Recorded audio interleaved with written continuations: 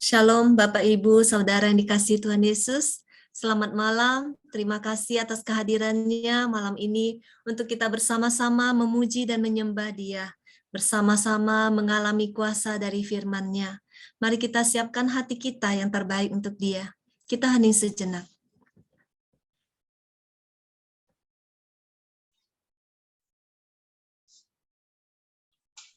Dalam nama Bapa dan Putra dan Roh Kudus, amin. Kita nyatakan syukur kita bahwa karena kemurahan-Nya kita ada di tempat ini, kita ada sampai hari ini.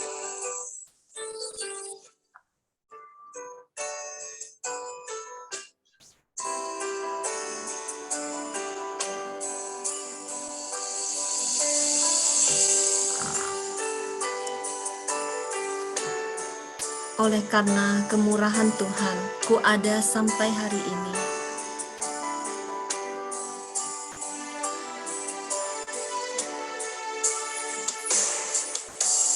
Oleh karena kemurahan Tuhan, ku ada sampai hari ini.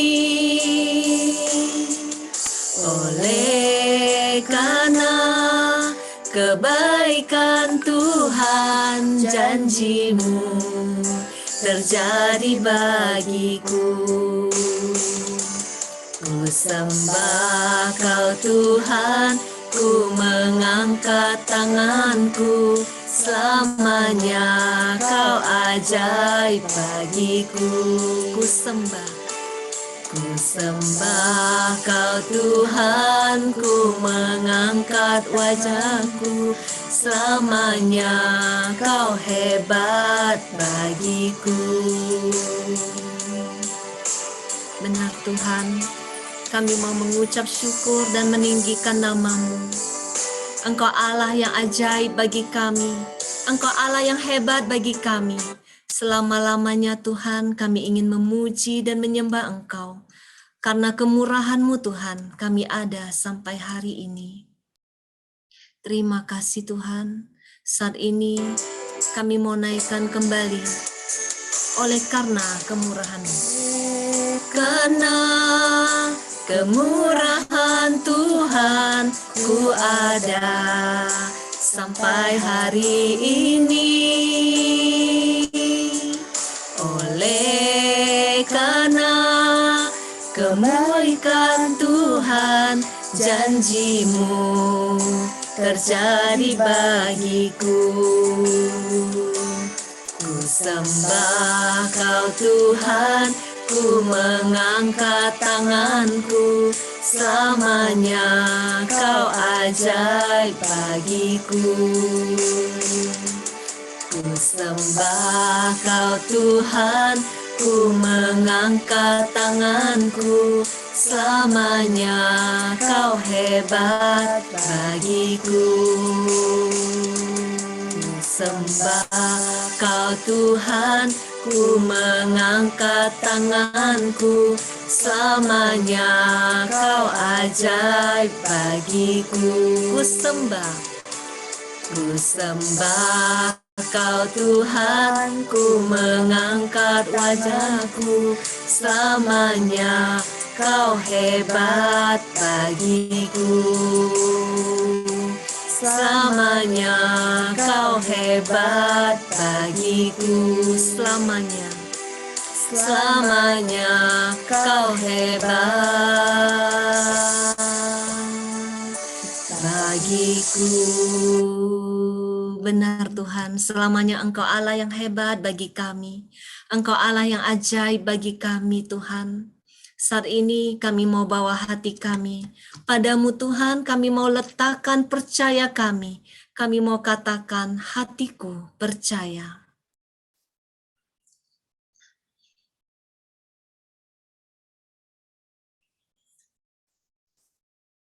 Padamu Tuhan, kami mau letakkan percaya kami. Padamu Tuhan, kami mau letakkan pengharapan kami. Mari kita nyatakan dengan penuh iman, walaupun saat ini kita belum melihat jalan-jalannya. Kita tidak mengerti rencananya, tetapi kita mau pegang janji Tuhan. Kita mau letakkan harapan kita hanya pada Dia. Saat ku tak melihat jalanmu, saat ku tak mengerti rencanamu, namun tetap ku pegang janjimu, pengharapanku hanya padamu. Hatiku percaya, hatiku percaya, hatiku percaya, selalu ku percaya, hatiku percaya. Hatiku percaya,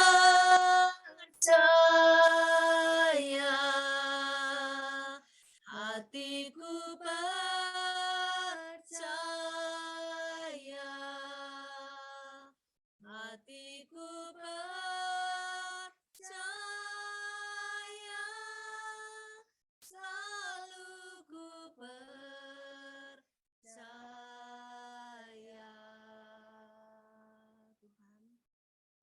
Mungkin saat ini kami belum melihat jalan-Mu. Mungkin saat ini ada di antara kami yang tidak mengerti apa rencana-Mu, Tuhan. Tapi saat ini kami mau katakan dengan penuh iman, hati kami hanya percaya kepadamu. Kami mau letakkan hati kami yang sepenuh-penuhnya percaya kepadamu. Mari kita nyatakan sekali lagi dengan penuh iman, saat ku tak melihat jalan-Mu. Saat ku tak melihat jalan-Mu, saat ku tak mengerti rencana-Mu, namun tetap ku pegang janji-Mu, pengharapanku hanya padamu.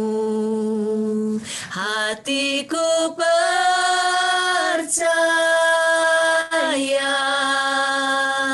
hatiku percaya,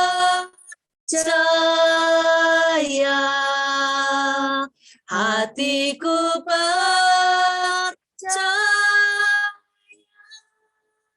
selalu ku percaya, hatiku percaya. Hatiku percaya,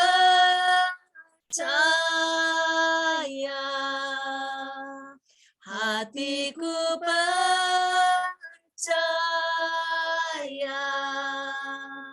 hatiku percaya,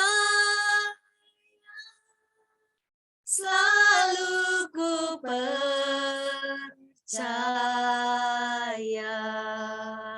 selalu ku percaya.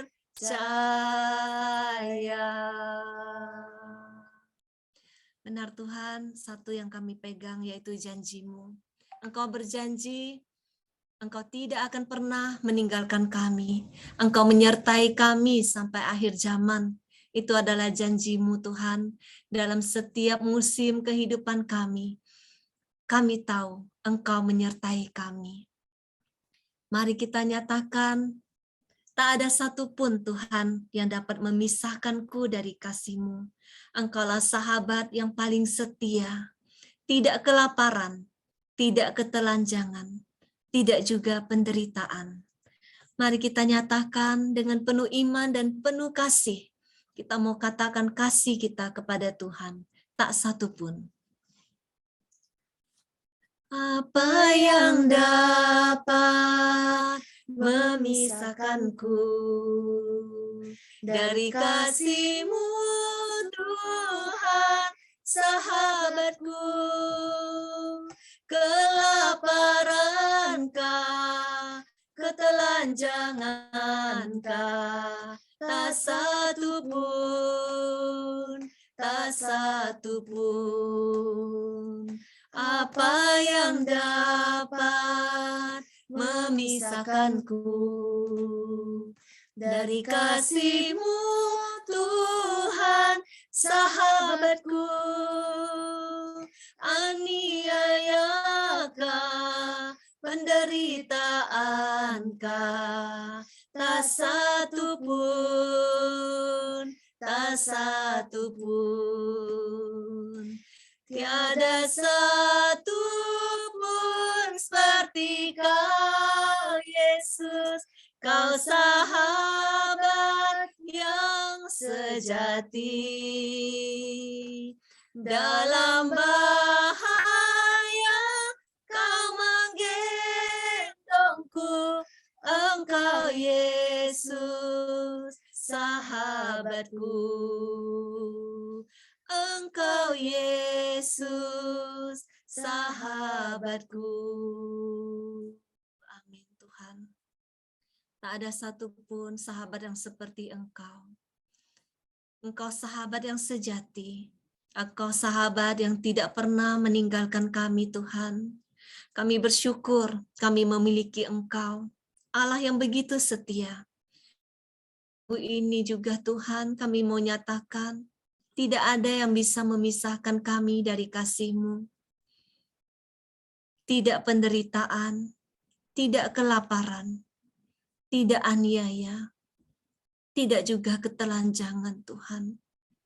Tidak juga kemiskinan, tidak juga penghinaan. Kami tahu Tuhan, di dalam setiap masalah pergumulan yang kami alami, kami tahu kami memiliki sahabat yang paling sejati, yang tidak pernah meninggalkan kami.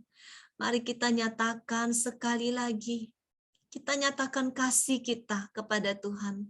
Tak ada satupun Tuhan yang bisa memisahkan kami dari kasih-Mu. Apa yang dapat memisahkanku dari kasih-Mu, Tuhan, sahabatku?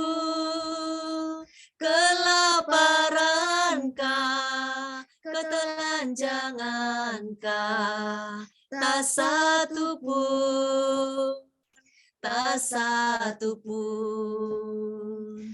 Apa yang dapat memisahkanku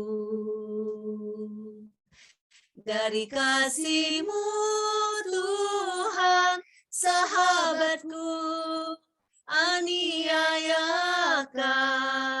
penderitaankah, tak satu pun, tak satu pun. Tiada satu pun seperti Kau, Yesus, Kau sahabat yang sejati. Dalam bahaya Kau menggendongku, Engkau Yesus, sahabatku. Tiada satu pun. Tiada satu pun seperti Kau, Yesus, Kau sahabat yang sejati. Dalam bahaya Kau menggendongku, Engkau Yesus, sahabatku. Engkau Yesus, sahabatku. Engkau Yesus, sahabatku. Terima kasih Tuhan, Engkau mau menjadi sahabat bagi kami. Kami rindu datang lebih dekat lagi. Kami rindu masuk lebih dalam lagi di dalam hadirat-Mu Tuhan. Kami rindu membawa hati kami untuk Engkau jamah malam hari ini. Karena Engkau Allah yang besar. Kami tidak takut Tuhan. Karena Engkau Allah yang besar. Kami tidak perlu bimbang. Karena Engkau Allah yang besar, kami tidak perlu khawatir akan masa depan kami. Mari kita nyatakan, Dia Allah yang El Shaddai. Tak usah ku takut, Allah menjagaku. Tak usah ku bimbang, Yesus peliharaku. Tak usah ku susah,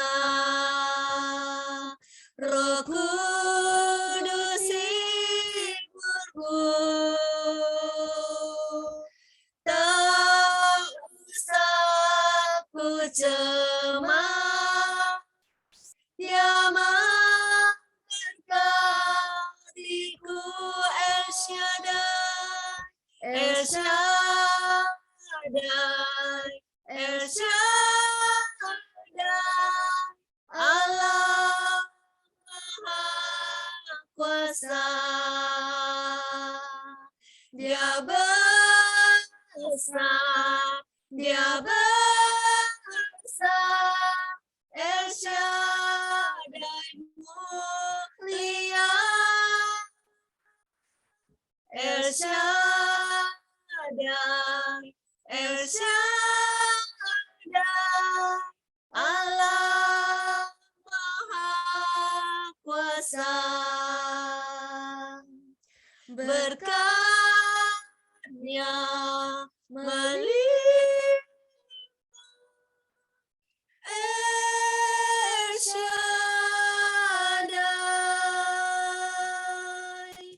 Tuhan, Engkau Allah yang besar.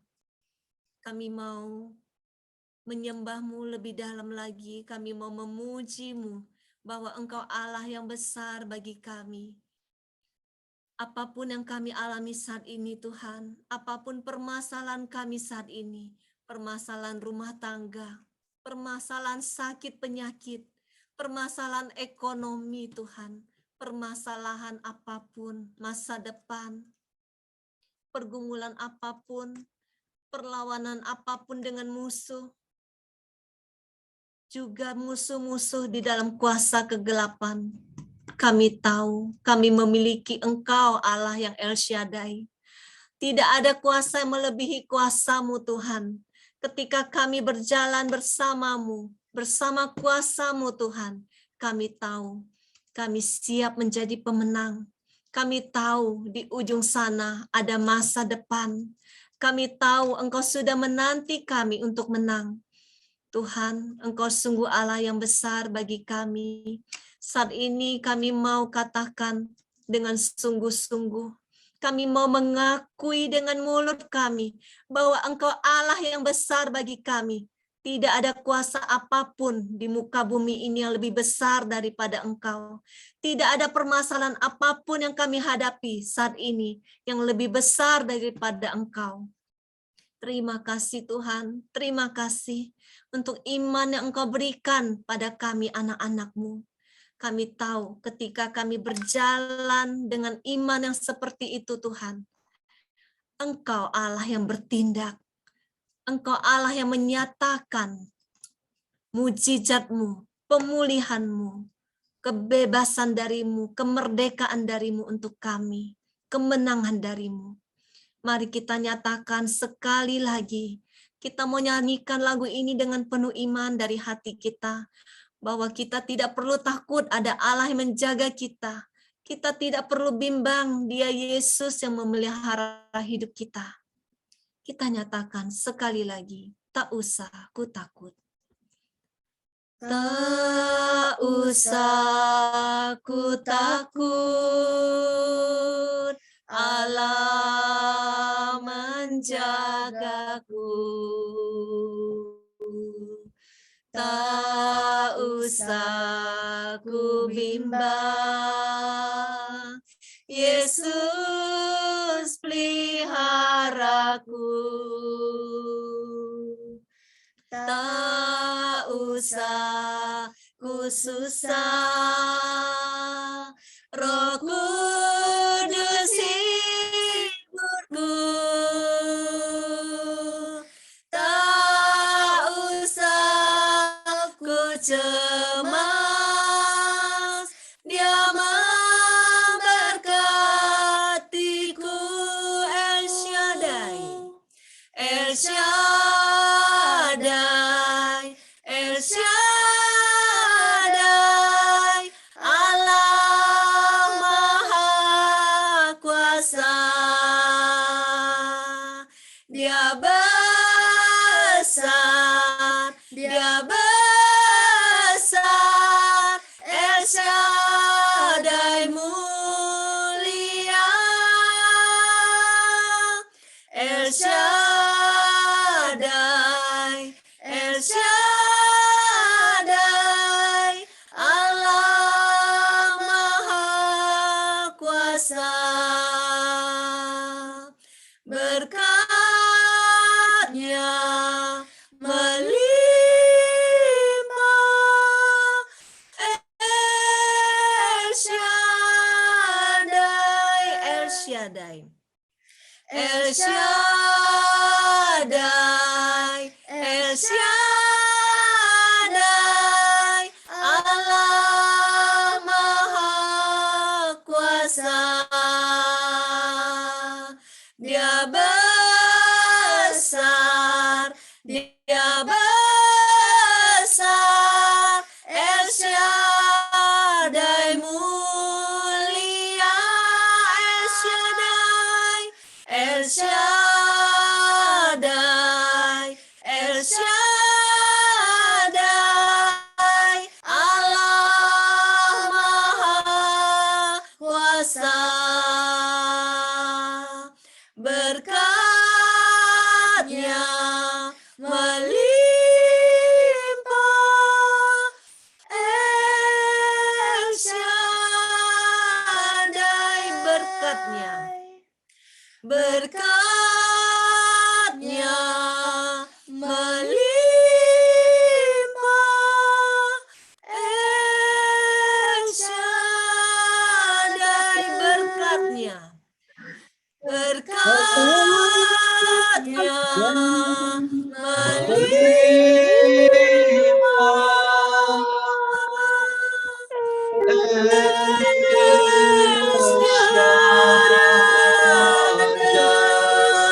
El Shaddai. Oh ya Rabasyana Maya Rabasyana Maya Allah yang hebat, ya Rabasyana Maya Rabasyana, Allah yang besar, Terima ya kasih. Allah yang El Shaddai. Terima kasih Tuhan. Puji Terima kasih Engkau, Tuhan. Engkau Allah yang besar. Kami menyembah Oh, ya Rabasyana Maya Rabasyana Maya Rie. Oh, terima kasih kami menyembahmu. Kami menyembahmu Tuhan. Ya Rabasyana Maya Rabasyana Maya Rabasyana Maya Ya Rabasyana Maya Rabasyana Maya Rabasyana Maya Rabasyana Maya Namaya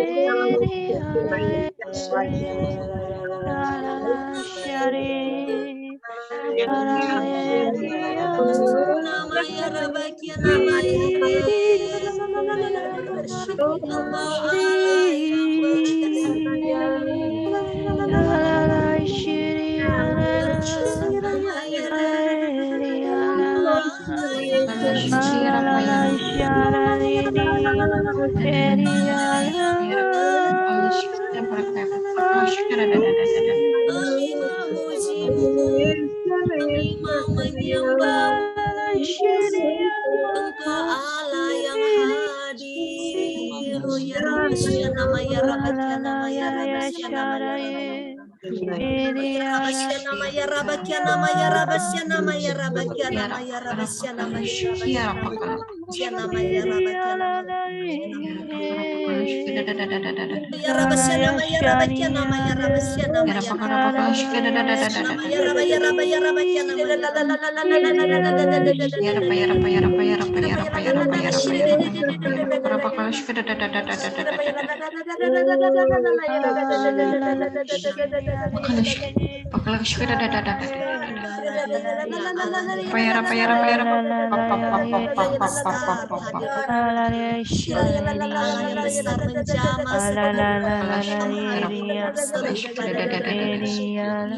Allah yang besar menjamah menjamah hati kami anak-anak,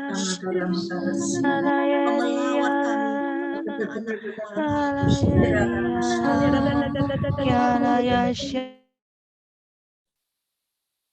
Terima kasih Tuhan, terima kasih. Engkau Allah yang hidup bagi kami. Engkau Allah yang El Shaddai bagi kami. Kami boleh meletakkan hati kami yang penuh percaya kepadamu Tuhan. Engkau Allah tempat kami meletakkan harapan kami. Karena Engkau Allah yang hidup, Engkau Allah yang penuh dengan kuasa. Kuasa-Mu besar Tuhan terjadi di dalam kehidupan kami. Kuasa-Mu mengalir dalam hati kami.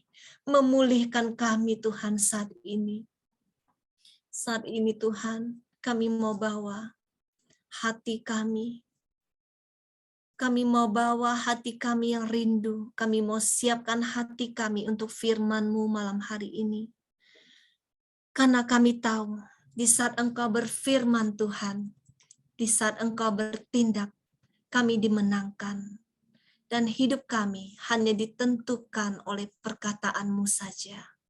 Kita nyatakan, bagi Tuhan tak ada yang mustahil. Ku yakin saat Kau berfirman, ku menang saat Kau bertindak. Hidupku hanya ditentukan oleh perkataan-Mu. Ku aman karena Kau menjaga. Ku kuat karena Kau menopang. Hidupku hanya ditentukan oleh kuasa-Mu. Bagi Tuhan. Bagi Tuhan tak ada yang mustahil. Bagi Tuhan tak ada yang tak mungkin. Mujizatnya disediakan bagiku. Ku diangkat dan dipulihkannya. Bagi Tuhan. Bagi Tuhan tak ada yang mustahil. Bagi Tuhan tak ada yang tak mungkin. Mujizatnya disediakan bagiku. Ku diangkat dan dipulihkannya. Ku diangkat dan dipulihkannya. Amin Tuhan. Terima kasih Tuhan, karena Engkau Allah yang berfirman. Saat ini kami mau siapkan hati kami. Urapi kami, hamba-Mu, pelayan-Mu. Kami tidak ada artinya tanpa Engkau Tuhan. Urapi kami, mulut bibir hati kami, Paulus dan Vila ini Tuhan. Pakai kami sebebas-bebasnya. Kuasai kami dengan Roh-Mu yang bekerja di dalam diri kami. Biarlah Engkau sendiri yang menyatakan isi hati-Mu, dan firman-Mu boleh berkuasa mengubah setiap hati kami yang mendengarkannya. Terima kasih Tuhan, biarlah segala kemuliaan, hormat, dan pujian hanya bagi nama-Mu yang maha tinggi. Amin. kemuliaan kepada Bapa dan Putra dan Roh Kudus, seperti pada permulaan, sekarang, selalu, dan sepanjang segala abad. Amin. Dalam nama Bapa dan Putra dan Roh Kudus. Amin. Silakan Pak Paulus. Selamat malam Bapak Ibu semuanya. Suara saya jelas nggak? Jelas ya? Saya dari tadi merasakan kursi saya agak longgar gitu loh. Saya mau geser ke sini, agak longgar ke sini, agak longgar juga.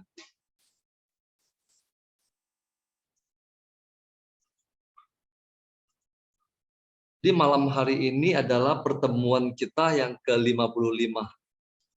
Jadi kebetulan saya tetap ada di Bali, Villa ada di Jakarta. Saya tadi sebelum mulai Zoom, saya melihat ke langit Bali pas bulan purnama, tapi kayaknya purnamanya enggak seindah bulan-bulan sebelumnya.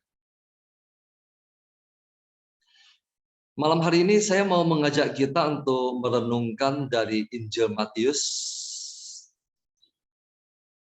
Injil Matius 6 ayat 25 sampai ayat ke-34. Saya minta satu orang membantu saya membaca.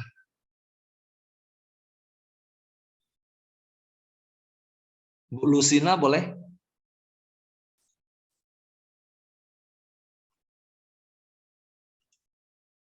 Michael dong, Mike. Boleh, Pak? Matius 6 ayat 25 sampai ayat ke-34. Judulnya Hal Kekhawatiran. Silakan Bu Lusina. Hal kekhawatiran. Karena itu aku berkata kepadamu, janganlah khawatir akan hidupmu, akan apa yang hendak kamu makan atau minum. Dan janganlah khawatir pula akan tubuhmu, akan apa yang hendak kamu pakai. Bukankah hidup itu lebih penting daripada makanan, dan tubuh itu lebih penting daripada pakaian? Pandanglah burung-burung di langit, yang tidak menabur dan tidak menuai, dan tidak mengumpulkan bekal dalam lumbung, namun diberi makan oleh Bapamu yang di surga. Bukankah kamu jauh lebih melebihi burung-burung itu? Siapakah di antara kamu yang karena kekhawatirannya dapat menambah sehasta saja pada jalan hidupnya? Dan mengapa kamu khawatir akan pakaian? Perhatikanlah bunga bakung di ladang, yang tumbuh tanpa bekerja dan tanpa memintal. Namun aku berkata kepadamu, Salomo dalam kemegahannya pun tidak berpakaian seindah salah satu dari bunga itu. Jadi, jika demikian Allah mendandani rumput di ladang, yang hari ini ada dan besok dibuang ke dalam api, tidakkah ia akan terlebih lagi mendandani kamu, hai orang-orang yang kurang percaya? Sebab itu janganlah kamu khawatir dan berkata, apakah yang akan kami makan? Apakah yang akan kami minum? Apakah yang akan kami pakai? Semua itu dicari bangsa-bangsa yang tidak mengenal Allah. Akan tetapi Bapamu yang di surga tahu bahwa kamu memerlukan semuanya itu. Tetapi carilah dahulu kerajaan Allah dan kebenarannya, maka semuanya itu akan ditambahkan kepadamu.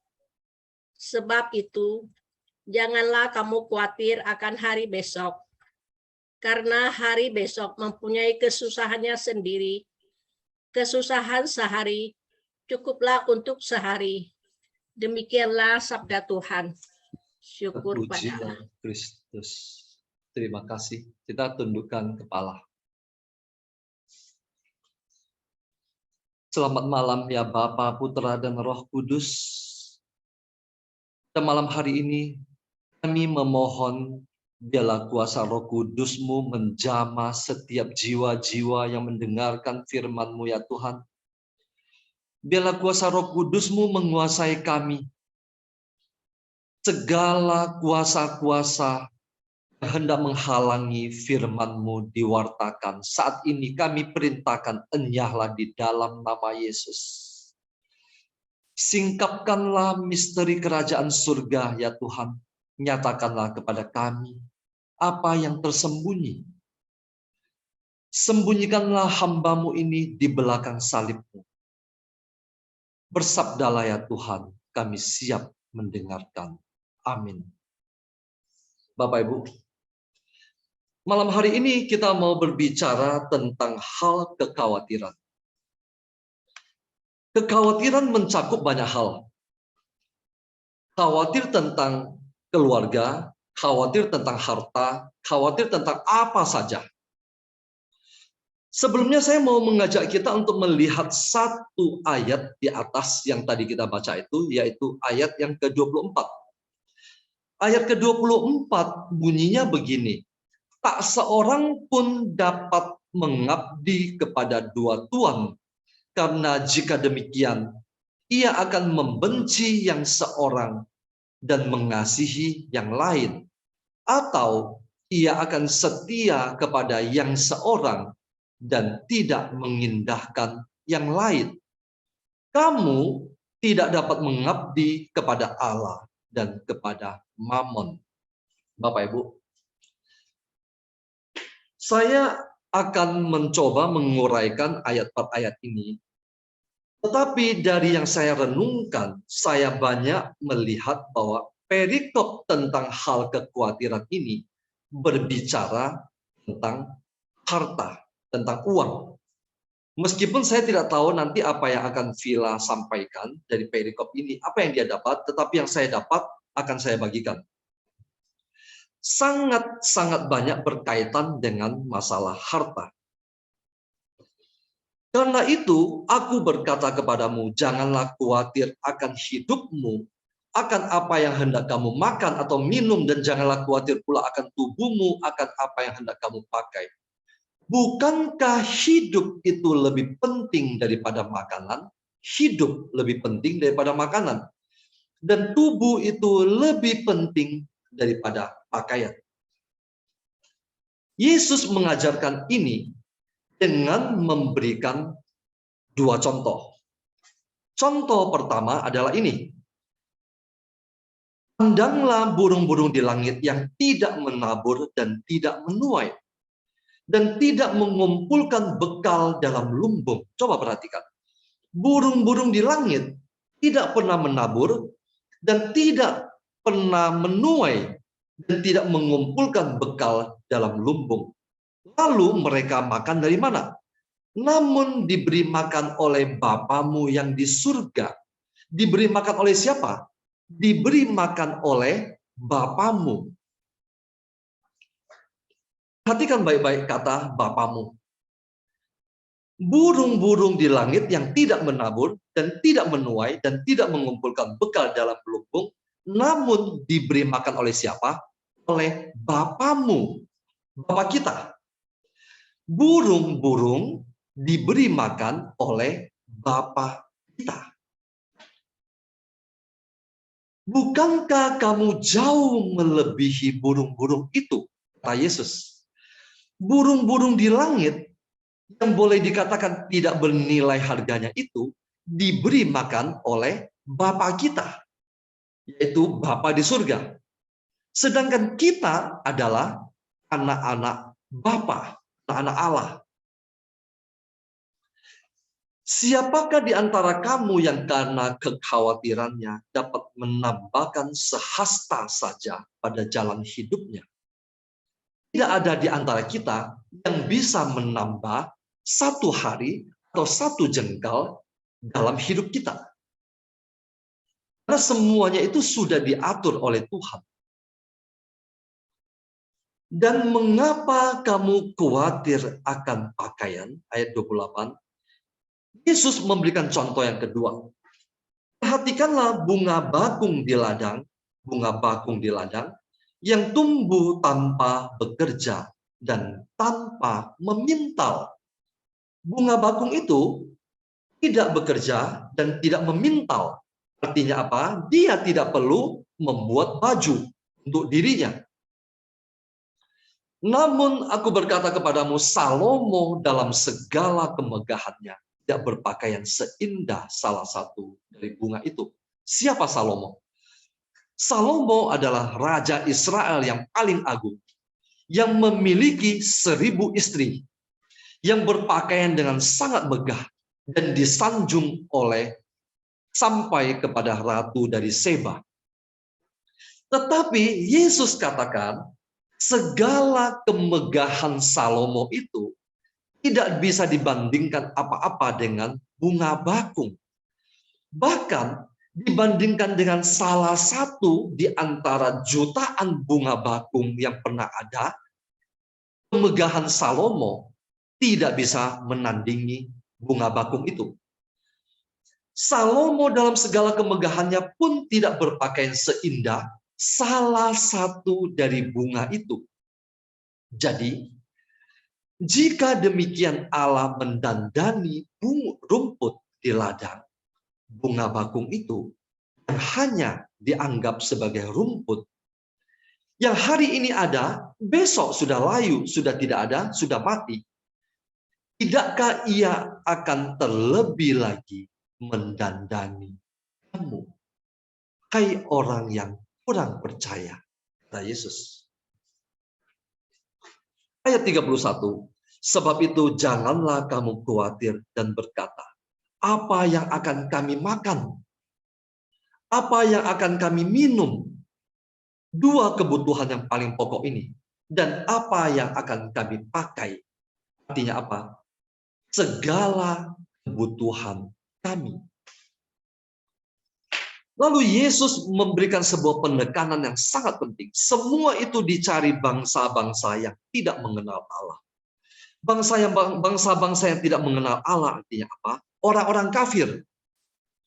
Jadi kalau kita juga bertindak seperti itu, mencari apa yang kita butuhkan untuk kita makan, untuk kita minum, sampai membawa kepada satu tingkat kekhawatiran akan makanan, minuman, dan pakaian itu, maka kita sama seperti orang-orang kafir, bangsa-bangsa yang tidak mengenal Allah.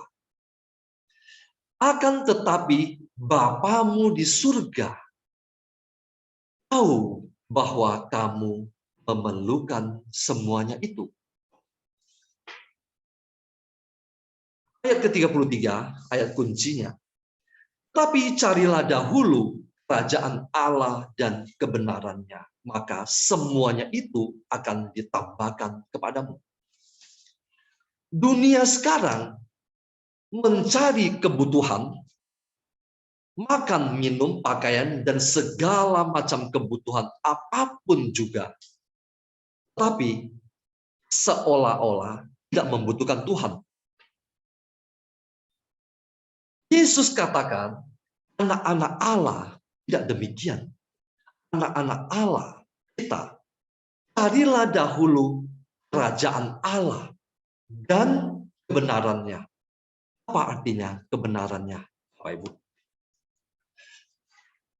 Saya mau mengajukan satu pertanyaan kepada Bapak Ibu berkaitan dengan kebenaran. Tetapi carilah dahulu kerajaan Allah dan kebenarannya. Saya mau menyingkapkan beberapa kebenaran dari kitab suci. Begini, Bapak Ibu tahu pada hari keberapa manusia diciptakan? Semua dari kita tahu bahwa pada hari terakhir manusia diciptakan, yaitu pada hari yang ke-6. Izinkan saya untuk menguraikan tentang beberapa hal tentang kisah penciptaan.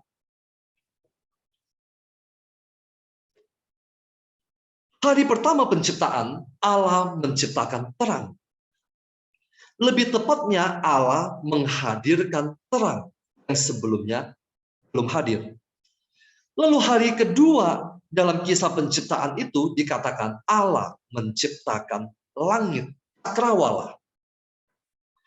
Di hari ketiga penciptaan, Allah menciptakan apa? Tumbuh-tumbuhan dan pohon-pohonan. tumbuh-tumbuhan dan pohon-pohonan yang adalah makanan bagi manusia. Di hari keempat, Allah menciptakan matahari, bulan, dan bintang. Jadi, Bapak Ibu, matahari diciptakan baru pada hari keempat.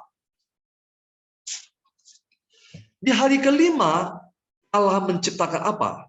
Menciptakan ikan-ikan dan burung-burung. Hendaklah berkeriapanlah ikan-ikan di laut, dan berterbanganlah burung-burung di udara. Lalu, hari keenam. Apa yang Allah ciptakan pada hari keenam? Pertama, Allah menciptakan di hari keenam itu adalah binatang-binatang liar dan segala jenis ternak dan binatang-binatang melata pada hari keenam. Dan plus puncaknya pada hari keenam itu adalah penciptaan manusia. Kebenaran apa yang mau Tuhan sampaikan dari firman ini? Manusia diciptakan pada hari keenam, di mana seluruh alam ciptaan sudah tertata rapi, semua makanan sudah tersedia, segala sesuatu sudah ada. Barulah pada puncak penciptaan Allah menciptakan manusia. Artinya apa? Sebelum manusia diciptakan, Allah sudah berpikir menyediakan segala sesuatu yang manusia butuhkan. Makanya Yesus katakan, tetapi carilah dahulu kerajaan Allah dan kebenarannya. Selama ini, kita semua dibutakan. Kita tidak menangkap kebenaran ini. Padahal kebenaran ini sudah diungkapkan dari awal penciptaan. Sebelum segala sesuatu ada, Allah, sebelum manusia itu ada, Allah sudah menyediakan semua yang kita butuhkan. Tetapi kita semua mencari segala macam kebutuhan itu dan meninggalkan Allah. Tetapi carilah dahulu kerajaan Allah dan kebenarannya, maka semuanya itu akan ditambahkan kepadamu. Apa artinya? Manusia, kita, anak-anak Allah, kita seharusnya pertama-tama mencari Allah. Mencari Allah dan kerajaannya. Mencari Allah dan segala sesuatu yang berkaitan dan berhubungan dengan Allah. Lalu, makanan, minuman, kebutuhan apapun itu adalah tambahan bagi kita. Bapak Ibu, saya mau mengajak kita untuk merenungkan satu hal yang sangat penting. Saya akan mengutip dari Injil Matius bab 17. Bapak Ibu boleh mendengarkan saya. Matius 17, saya akan membacakan sekilas tentang sebuah kisah. Matius 17 ayat yang ke-24 dan seterusnya. Saya bacakan. Judulnya adalah begini. Yesus membayar bea untuk bait Allah. Mungkin Bapak Ibu akan bertanya, apa kaitannya perikop ini dengan perikop yang kita renungkan tadi? Ketika Yesus dan murid-muridnya tiba di Kapernaum, datanglah pemungut bea bait Allah kepada Petrus dan berkata, apakah gurumu tidak membayar bea 2 dirham itu? Artinya, apakah gurumu tidak membayar pajak? Pajak apa? Pajak bait Allah. Jawab Petrus, memang membayar. Dan ketika Petrus masuk rumah, Yesus mendahuluinya dengan pertanyaan, apakah pendapatmu Simon? Dari siapakah raja-raja dunia ini memungut pajak? Dari rakyatnya atau dari orang asing? Jawab Petrus, dari orang asing. Maka kata Yesus kepadanya, jadi kita semua bebas dong, nggak usah bayar. Ayat yang ke-27, kata Yesus, tapi supaya jangan kita menjadi batu sandungan bagi mereka. Pergilah memancing ke danau. Dan ikan pertama yang kau pancing, tangkaplah dan bukalah mulutnya. Maka engkau akan menemukan mata uang 4 dirham di dalamnya. Ambillah itu dan bayarkanlah kepada mereka. Bagimu 2 dirham dan bagiku 2 dirham. Jadi total 4 dirham. Apa kaitan perikop ini dengan kekhawatiran yang tadi saya uraikan? Begini, Bapak Ibu. Seperti di awal tadi saya katakan bahwa kekhawatiran manusia sangat-sangat terpaku pada satu hal, yaitu harta. Meskipun selain itu juga banyak kekhawatiran lain. Kekhawatiran masalah anak, suami, istri, dan sebagainya. Tetapi yang menjadi persoalan besar manusia, umat manusia, kita semua adalah persoalan harta. Lalu di kisah penciptaan sudah menceritakan kepada kita bahwa Allah sebetulnya sudah menyediakan semuanya itu bagi kita. Yang terpenting adalah kita mencari Allah, maka semuanya itu sudah ditambahkan kepada kita. Ketika Yesus dan Petrus mendapat sebuah tagihan untuk membayar pajak, bea cukai bait Allah, yang seharusnya Yesus sendiri tidak perlu membayar. Apa? Karena Yesus adalah putra Allah, bait Allah adalah rumah Bapaknya. Dia seharusnya tidak perlu membayar. Tetapi kata Yesus, tetapi supaya jangan kita menjadi batu sandungan bagi mereka, lalu mereka dikatakan membutuhkan uang 4 dirham untuk membayar bagi mereka berdua. Apa yang Yesus suruh kepada Petrus supaya uang itu ada? Coba kita lihat. Yesus menyuruh Petrus begini. Pergilah memancing ke danau. Pergilah memancing ke danau. Kenapa Yesus menyuruh Petrus memancing danau? Jawabannya pertama adalah karena Petrus adalah seorang nelayan. Dia tahu cara memancing ikan. Betul? Setuju dengan saya? Petrus seorang nelayan dan dia tahu cara memancing ikan. Dan dia sudah sangat sering memancing dan menangkap ikan. Yesus menyuruh Petrus, pergilah memancing ke danau. Dan ikan pertama yang kau pancing, tangkaplah dan bukalah mulutnya. Petrus sangat mungkin untuk tidak melakukan tindakan ini. Kenapa? Karena ini adalah sesuatu yang sangat mustahil. Seperti tadi saya katakan, Petrus adalah seorang nelayan. Dia sudah pernah menangkap begitu banyak ikan, tapi tidak pernah ada ikan yang dia tangkap yang di dalamnya itu ada uang, betul? Jadi sangat mungkin dia tidak pergi untuk menangkap. Tetapi karena ketaatan, maka Petrus pergi memancing. Lalu kata Yesus selanjutnya, ikan pertama yang kau pancing, tangkaplah dan bukalah mulutnya. Maka engkau akan menemukan mata uang 4 dirham di dalamnya. Apa artinya, Bapak Ibu? Kenapa Yesus selalu mengajar dengan perumpamaan? Karena dia mau menyatakan sesuatu yang tersembunyi bagi Anda dan saya. Tetapi sesuatu yang tersembunyi itu tidak boleh diketahui oleh si jahat.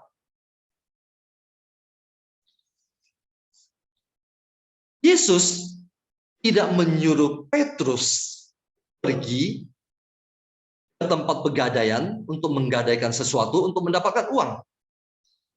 Yesus juga tidak menyuruh Petrus untuk mencari seorang bendahara untuk mendapatkan uang.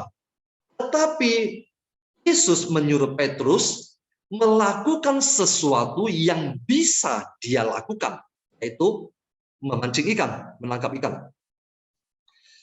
Dan ikan pertama yang kau pancing, tangkaplah dan bukalah mulutnya. Mulut ikan itu dibuka, maka engkau akan menemukan mata uang 4 dirham. Bapak Ibu, ada uang yang tersembunyi di dalam mulut ikan. Kenapa tersembunyi? Berkat yang Tuhan sediakan bagi Anda dan saya selalu sembunyi. Saya ulang. Berkat yang sudah Tuhan sediakan bagi Anda dan saya sebelum kita lahir di dunia ini selalu tersembunyi. Kenapa? Supaya tidak dicuri oleh musuh, yaitu si jahat. Kerajaan surga tidak berbicara tentang uang. Uang, harta, mamon, seperti yang tadi saya bacakan di ayat ke-24 itu, harta, uang, mamon bukan produk kerajaan surga. Tetapi harta, mamon, uang ini yang membuat dunia dan membuat anak-anak Allah masuk ke dalam perangkap. Yaitu apa? Kekhawatiran. Kekhawatiran dari satu hal ke hal yang lain selalu berasal dari harta, uang, mamon, apapun bentuknya itu. Yang adalah produk dunia, bukan produk kerajaan surga. Bapak Ibu, apa yang mau disampaikan? Ikan pertama yang kau pancing, tangkaplah dan bukalah mulutnya. Uang bukan produk kerajaan surga, tetapi Allah dapat menyediakan uang bagi Anda dan saya lewat ciptaannya, yaitu ikan. Berkat bagi Anda dan saya, berkat bagi Anda dan saya selalu tersembunyi. Bukalah mulutnya. Jadi, Petrus harus melangkah, menangkap seekor ikan, dan dengan segera dia membuka mulutnya. Kenapa ikan pertama, bukan ikan kedua, ketiga, dan keempat? Ini berbicara tentang ketepatan waktu. Ketepatan waktu. Yesus tidak mengatakan bahwa ikan kelima yang kau tangkap, bukalah mulutnya. Ketika ikan yang kelima, berarti ikan pertama dia buka, ikan kedua dia buka, sampai ikan keempat dia buka. Maka iblis, musuh, sudah mengetahui apa yang hendak kamu lakukan. Berkat tersedia bagi Anda dan saya. Bagi Anda dan saya. Selalu tersembunyi. Beberapa minggu yang lalu kita juga berbicara tentang ada seseorang yang menggali harta yang terpendam. Menggali tanah dan menemukan harta yang terpendam. Dan harta itu dia sembunyikan sekali lagi. Artinya apa? Berkat bagi Anda dan saya yang disediakan dari Tuhan selalu tersembunyi. Kenapa ketika saya berbicara tentang hal kekhawatiran, saya menyinggung soal Petrus menangkap ikan dan menemukan uang di dalam mulut ikan. Yesus berkata, tetapi carilah dahulu kerajaan Allah dan kebenarannya. Poin yang akan kita catat dan akan menjadi rema bagi kita adalah ayat ke-33 ini. Tetapi carilah dahulu kerajaan Allah dan kebenarannya. Untuk menyingkirkan segala kekhawatiran yang membelenggu manusia yang hidup di tanah yang terkutuk ini ketika nenek moyang kita, Adam dan Hawa, melakukan dosa. Satu hal yang kita lakukan yang untuk menyingkirkan kekhawatiran ini adalah mencari kerajaan Allah dan kebenarannya. Kalau kita sudah menemukan kerajaan Allah dan kebenarannya, maka segala macam kekhawatiran itu akan hilang pada malam hari ini juga ketika Anda dan saya menangkap firman Tuhan ini. Kebenaran yang pertama sudah saya singkapkan dalam kitab Kejadian. Apa yang Tuhan mau sampaikan kepada kita sudah saya uraikan. Manusia diciptakan pada hari ke-6 di mana segala sesuatu sudah tersedia bagi kita. Sudah tersedia. Artinya apa? Semua itu sudah beres bagi kita. Kita hanya butuh hidup bergaul dengan Allah di Taman Eden. Manusia diciptakan pertama-tama adalah hidup berbahagia di Taman Eden, tinggal bersama-sama dengan Allah, dan semua itu sudah tersedia. Tetapi karena dosa, manusia terlempar kepada tanah yang terkutuk. Sehingga manusia bersusah payah mencari harta duniawi. Lalu akhirnya dia kehilangan Allah. Itu yang menyebabkan manusia jatuh ke dalam perangkap kekhawatiran. Lalu poin kedua yang saya beri contoh, Yesus dan Petrus menangkap ikan itu adalah berkat bagi Anda dan saya sudah Tuhan sediakan. Berkat itu tinggal diambil. Berkat itu Tuhan jamin tidak akan diambil oleh musuh. Kenapa? Yesus tidak menyuruh Petrus berjalan ke tikungan jalan dan di situ dia akan menemukan uang. Tidak. Di tikungan jalan, uang itu mungkin akan lebih dulu dilihat orang dan diambil orang. Tetapi berkat itu tersembunyi utuh di dalam mulut ikan. Siapa yang menyangka bahwa ada uang di dalam mulut ikan? Itu yang Tuhan sediakan bagi Anda dan saya. Petrus seorang nelayan. Yesus menyuruh Petrus menangkap ikan. Apa yang mau disampaikan? Anda dan saya memiliki potensi masing-masing. Kita semua memiliki potensi masing-masing. Kita semua memiliki potensi masing-masing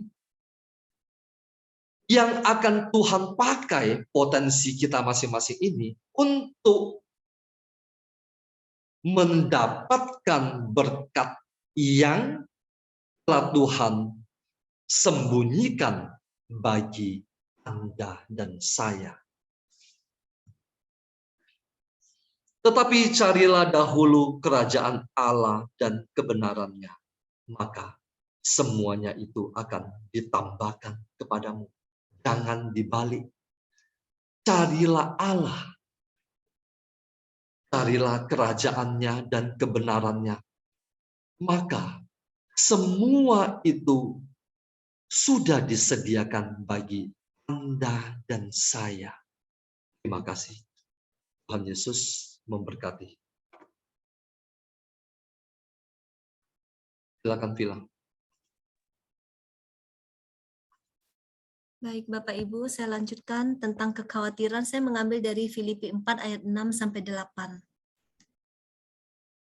Filipi 4 ayat 6 sampai 8. Janganlah hendaknya kamu khawatir tentang apapun juga, tetapi nyatakanlah dalam segala hal keinginanmu kepada Allah dalam doa dan permohonan dengan ucapan syukur. Damai sejahtera Allah yang melampaui segala akal akan memelihara hati dan pikiranmu dalam Kristus Yesus. Jadi akhirnya saudara-saudara, semua yang benar, semua yang mulia, semua yang adil, semua yang suci, semua yang manis, semua yang sedap didengar, semua yang disebut kebajikan dan patut dipuji, pikirkanlah semuanya itu. Ada kalimat perintah di sini, di dalam ayat ini. Jangan khawatir. Khawatir adalah celah buat iblis masuk untuk mengendalikan kita. Ketika kita khawatir, saat itulah iman kita lemah dan sangat gampang bagi musuh untuk menyerang kita. Orang yang khawatir sulit untuk berdoa. Kalaupun berdoa, doanya tidak punya power karena tidak ada iman di sana. Itulah cara iblis bekerja dengan menaburkan kekhawatiran. Dia tidak ingin kita punya power di dalam berdoa, sehingga doa kita tidak punya kuasa. Ketika doa tidak punya kuasa, doa kita tidak terjawab. Dalam Yohanes 10 ayat 10 dikatakan, pencuri datang hanya untuk mencuri, membunuh, dan membinasakan.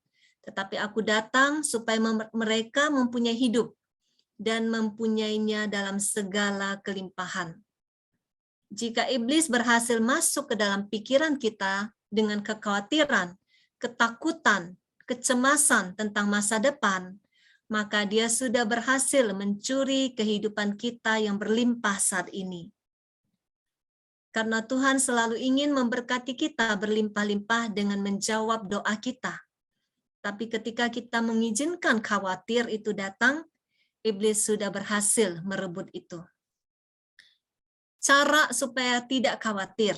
Tadi dikatakan di dalam ayat yang kita baca di Filipi tadi, tetapi nyatakanlah dalam segala hal keinginanmu kepada Allah dalam doa dan permohonan dengan ucapan syukur. Jadi sampaikan kepada Tuhan apa yang menjadi kerinduan kita. Apa yang Tuhan ingin, apa yang kita ingin Tuhan perbuat di dalam pergumulan kita ini. Apa yang menjadi kekhawatiran kita. Setelah doa, kita percayakan pada Tuhan untuk melakukan bagiannya. Jangan jadikan beban pikiran lagi ketika kita sudah menyerahkannya kepada Tuhan. Dan permohonan dengan ucapan syukur. Tuhan mengajar kita menghalau kekhawatiran dengan mengajarkan kita belajar positive thinking. Ucapan syukur ada di ayat ini tadi. Jadi akhirnya saudara-saudara, semua yang benar, semua yang mulia, semua yang adil, semua yang suci, semua yang manis, semua yang sedap didengar, semua yang disebut kebajikan dan patut dipuji, pikirkanlah semua itu. Apa itu semua yang benar? Apa itu semua yang mulia? Semua yang suci? Semua yang manis, semua yang sedap didengar. Apa itu? Ketika saya merenungkan ayat ini, saya menemukan yang paling benar, yang paling mulia, yang paling adil, paling suci, hanya firman Tuhan. Ayat ini sangat dalam, jadi Tuhan mengajarkan kita. Jadi akhirnya saudara-saudara, semua yang benar, semua yang mulia, semua yang adil, semua yang suci, semua yang manis, semua yang sedap didengar, semua yang disebut kebajikan dan patut dipuji, pikirkanlah semuanya itu. Tuhan mengajarkan kita untuk merenungkan firman Tuhan. Tuhan mengajarkan kita untuk fokus kepada firman-Nya. Ketika kita mau berjalan bersama Tuhan, kita harus belajar untuk berpikir positif, semua yang baik. Walaupun yang kita alami sedang negatif. Contoh, saat ini mungkin ada di antara kita yang sedang dalam keadaan sakit penyakit. Itu sedang negatif keadaannya. Apa positifnya? Tuhan mengajak kita untuk belajar, melihat semua dari kacamata Tuhan. Karena sesuatu yang Tuhan izinkan terjadi, tidak pernah ada yang salah. Mungkin ada di antara kita sedang mengalami ekonomi yang sedang terpuruk, hutang masih menumpuk. Keadaan kami sedang negatif, Tuhan. Apa positifnya? Apa yang bisa dilihat positifnya? Tetapi ketika kita mau belajar untuk fokus kepada firman Tuhan, kita pasti menemukan apa yang menjadi rencana Tuhan di balik semua yang Dia izinkan terjadi. Kita menjadi bisa melihat dari kacamata Tuhan, sehingga kita bisa melihat semua itu baik adanya. Apapun yang Tuhan izinkan terjadi, kita tahu ketika Dia mengizinkan itu terjadi, semua itu pasti untuk kebaikan. Kita belajar untuk melihat semua yang kita alami itu dengan ucapan syukur. Dengan positive thinking, bukan malah mencurigai Tuhan. Tuhan memberi saya banyak masalah, banyak cobaan. Ketika saya makin dekat dengan Tuhan, Tuhan semakin mau memberi saya cobaan. Tuhan lebih lagi membuat saya banyak ujian. Jangan negative thinking dengan Tuhan. Jadi kita belajar, Tuhan mengajarkan kita, ketika kita mau belajar untuk positive thinking, kita mau belajar untuk bersyukur, kita bisa menghalau segala kekhawatiran itu. Kita pasti bisa berpikir positif ketika kita percaya bahwa Dia Allah yang tidak pernah salah dengan segala rencananya, bahwa Dia lebih bijaksana daripada kita, manusia ciptaannya, yang begitu kecil dibanding dengan Tuhan. Otak kita begitu kecil dengan segala kebijaksanaan Tuhan. Dia tidak pernah salah. Dengan segala rencananya, dengan segala keputusannya, semua yang Dia izinkan terjadi pasti untuk kebaikan kita. Dengan dasar itu, kita bisa belajar untuk berpikir positif.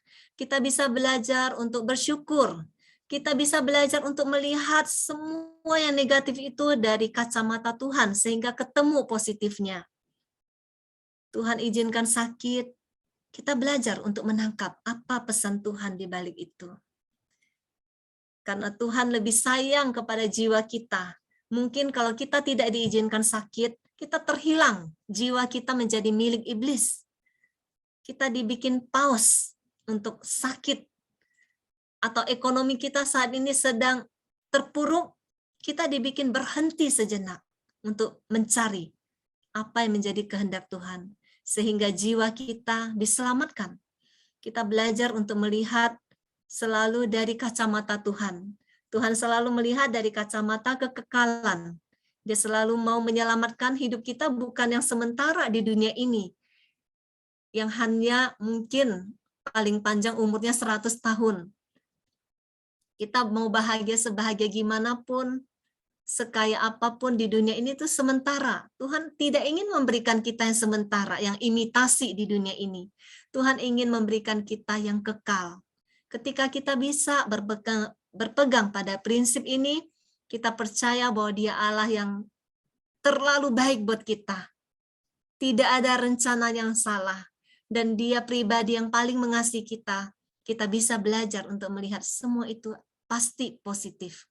Semua itu pasti untuk kebaikanku. Semua itu pasti untuk masa depanku yang penuh harapan. Kita belajar untuk itu. Jadi fokuskan kepada pikiran kita yang positif dan belajar bersyukur. Ketika semuanya masalah bertubi-tubi, mungkin sulit untuk kita bersyukur. Kita fokuskan pikiran kepada apa yang masih kita miliki, bukan pada apa yang sudah hilang. Kita belajar mensyukuri yang masih kita miliki saat ini. Fokus kepada apa yang sudah Tuhan kerjakan. Mungkin doa kita belum terjawab semuanya, apa yang kita doakan, apa yang kita harapkan. Tetapi percayalah ketika kita sedang mencari Tuhan, ketika kita berdoa, Tuhan sedang bekerja. Pasti sudah ada pekerjaan-pekerjaan yang sudah Dia nyatakan. Pasti kita sudah melihat perubahan-perubahan itu, entah di dalam diri kita, entah itu di dalam keluarga kita. Pasti sudah ada kalau kita mau melihat. Jadi jangan selalu patokannya yang ini belum terjawab. Itu terus yang kita lihat. Tapi kita belajar bersyukur dengan apa yang sudah Tuhan lakukan dalam hidup kita. Belajar menghargai remah-remah yang jatuh walaupun belum rotinya.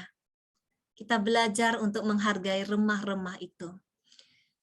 Jadi dikatakan tadi, semua itu bisa membuat kita ketika kita belajar untuk positive thinking, belajar berpikir yang baik, merenungkan firman Tuhan, kita belajar untuk bersyukur, kita bisa membunuh rasa khawatir itu. Kekhawatiran bisa membunuh jiwa dan roh kita. Itu tujuan iblis. Dia menaburkan kecemasan, kekhawatiran, dan ketakutan. Karena pencuri datang untuk membunuh, pencuri datang hanya untuk mencuri, membunuh, dan membinasakan. Tapi Tuhan bilang, aku datang untuk memberi kamu hidup dan mempunyainya dalam segala kelimpahan. Pencuri selalu datang untuk mencuri.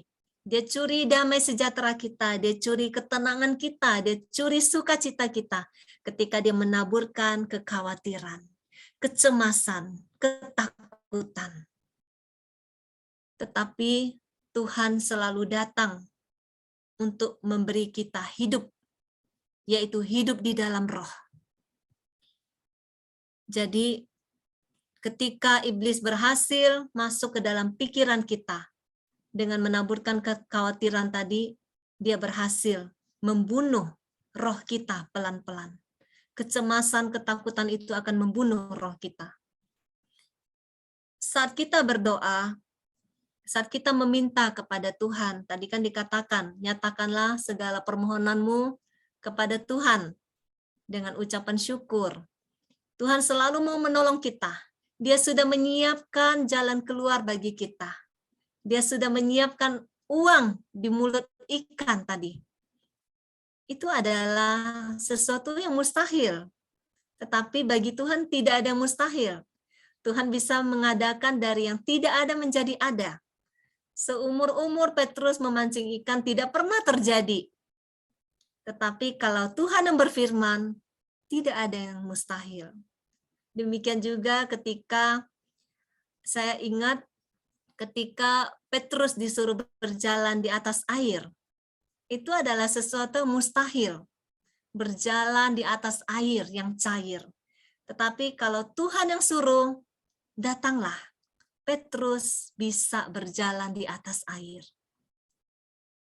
Jadi kita harus fokus kepada apa yang Tuhan firmankan. Apa perkataan Tuhan? Ketika kita berjalan dengan apa yang Tuhan firmankan, dengan apa perkataan Tuhan, kita bisa berjalan di atas air.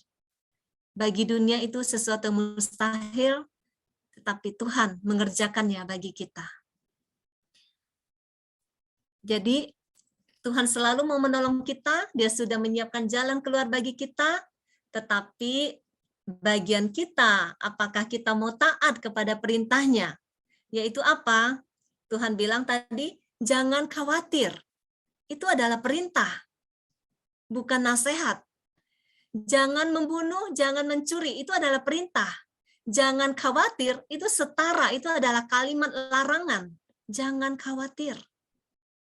Jadi ketika kita khawatir, ternyata kita tidak taat kepada perintah Tuhan. Bagian kita hanya taat. Saya juga belajar, saya juga sering dibikin khawatir. Itu adalah serangan yang paling dahsyat di dalam pikiran kita, karena kita hidup itu sangat gampang tergoda untuk khawatir. Tetapi ketika saya baca firman ini, saya terkejut, ternyata ini adalah perintah. Ini bukan nasihat. Jangan khawatir. Bagian kita adalah taat. Jadi ketika kita masih khawatir, artinya kita belum taat. Kita belajar untuk taat. Saya tidak mau khawatir lagi. Saya mau ambil keputusan. Saya mau usir segala kekhawatiran, ketakutan, kecemasan. Itu bukan dari Tuhan. Itu dari si jahat, dari iblis, untuk menghancurkan saya, untuk mencuri damai sejahtera saya. Kita harus mengambil keputusan untuk taat. Ketika kita taat, kita menyerahkan semua kekhawatiran itu ke dalam tangan Tuhan. Selanjutnya, bagian Tuhan yang bertindak menjawab segala permohonan kita, sesuai dengan kehendak-Nya. Tuhan ingin kita taat dulu dengan perintah-Nya, baru kita bisa menikmati janji-janji-Nya. Bahkan firman Tuhan katakan dalam Efesus 3 ayat 20, bagi Dialah yang dapat melakukan jauh lebih banyak daripada yang kita doakan atau kita pikirkan. Tuhan ingin memberikan kita melampaui apa yang kita minta, apa yang kita pikirkan. Itulah indahnya saat kita berserah, saat kita mau meletakkan kekhawatiran kita kepadanya dengan percaya penuh kepada janjinya. Dia melakukan lebih dari yang kita minta. Itu janji Tuhan. Dia yang dapat melakukan jauh lebih banyak daripada yang kita doakan atau yang kita pikirkan. Itu janji Tuhan. Ketika kita taat, kita akan menerima janji-janji itu. Di ayat tadi dikatakan juga, damai sejahtera Allah yang melampaui segala akal akan memelihara hati dan pikiranmu dalam Kristus Yesus. Jadi ketika kita taat, jangan khawatir, kita serahkan kepada Tuhan, kita pikirkan apa yang positif, kita renungkan firman Tuhan, kita fokus kepada firman Tuhan. Damai sejahtera Allah yang melampaui segala akal, yang akan memelihara hati dan pikiran di dalam Kristus Yesus. Bahwa ada damai sejahtera yang dari Allah, yang tidak bisa digantikan dengan apapun. Damai sejahtera Allah itu tidak bisa diberikan oleh dunia. Makanya ketika kita tahu ini dari Tuhan atau bukan, biasanya tandanya itu dari damai sejahtera. Iblis selalu bisa memanipulasi, dia bisa meniru apapun yang Tuhan lakukan, dia bisa seperti Tuhan, dia bisa melakukan mujizat juga seperti dari kuasa gelap seperti itu, tapi satu hal yang dia tidak bisa beri, yaitu damai sejahtera. Damai sejahtera itu hanya dari Tuhan. Itu melampaui segala akal budi, kata Tuhan. Itu akan dianugerahkan kepada kita. Itu adalah janji Tuhan. Jadi betapa pentingnya kita selalu taat kepada firman Tuhan, bahwa jangan khawatir. Ternyata kekhawatiran itu bisa membunuh roh kita, bisa membuat kita jatuh, bisa membuat kita tenggelam. Ketika Petrus berjalan di atas air, pertama kali Tuhan bilang, datanglah. Ketika dia fokus kepada firman Tuhan, dia bisa berjalan di atas air. Tetapi ketika dia mulai merasakan angin, dirasanya ada angin, dia mulai bimbang, dia mulai khawatir, ini air, dia mulai melihat kenyataan, ini air, ini sesuatu yang tidak bisa diinjak, ini tidak mungkin saya bisa berjalan. Dia mulai tenggelam. Air itu dari semula tidak berubah. Air itu tetap sesuatu yang cair saat itu. Tetapi ketika Petrus fokus kepada firman Tuhan, Tuhan bilang, datanglah. Dia berjalan. Dia fokus. Dia sudah mengalami mujizat itu. Dia berhasil menginjak air itu. Tetapi ketika dia mulai digoyahkan oleh angin, kekhawatiran, ketakutan, kecemasan itu, kenyataan seperti kita melihat kenyataan, kita tidak lagi fokus kepada firman Tuhan, kita akan tenggelam juga. Dia mulai takut, dan akhirnya dia tenggelam sampai dia berteriak, Yesus tolonglah aku. Tidak ada yang berubah dengan air itu, dari semula dia tetap sesuatu yang cair. Tidak ada yang berubah juga dengan firman Tuhan. Tuhan tetap bilang, datanglah. Yang berubah hanya fokus Petrus. Ketika dia fokus kepada firman Tuhan, dia bisa berjalan dengan mujizat. Tapi ketika dia fokus kepada kenyataan dengan angin itu, dia merasakannya, kekhawatiran itu masuk, ketakutan itu masuk, dia tenggelam. Jadi betapa pentingnya kita tetap fokus kepada firman Tuhan, apa yang Tuhan janjikan buat kita, bukan kenyataan di sekeliling kita, bukan apa yang kita dengar, bukan angin di sekeliling kita, bukan permasalahan hidup kita saat ini yang makin buruk mungkin, bukan apapun yang kita alami di depan mata, yang kita lihat. Tetapi ketika kita fokus kepada firman Tuhan, mujizat itu pasti terjadi. Kita bisa berjalan di atas air seperti Petrus. Amin. Tuhan Yesus memberkati. Kita masuk ke dalam doa.